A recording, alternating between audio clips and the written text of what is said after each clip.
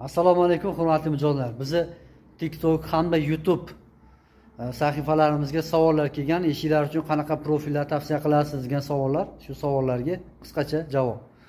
Albatta imkoniyat bo'ladigan bo'lsa, sizlarga birinchi navbatda termo eshiklarni tavsiya qilamiz. Agarda narx tomonidan sal qimmatli qiladigan bo'lsa, yana bir profilimiz bor.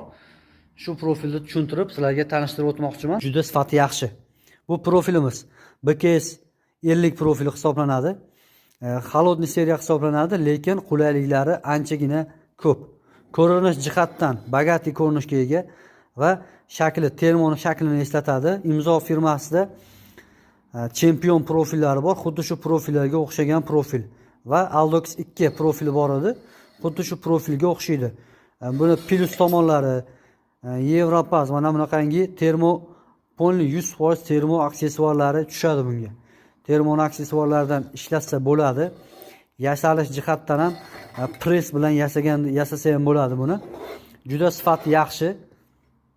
Ko'rinishi bogatiy bo'lib hisoblanadi bu profilimiz. Tavsiya qilamiz mana shu profillardan eshiklar yasashdi. Xudo xolasa yaqin kunlarda buni qanaqa qilib yasalish usullari, razmerlari o'sha to'lig'icha qo'yamiz.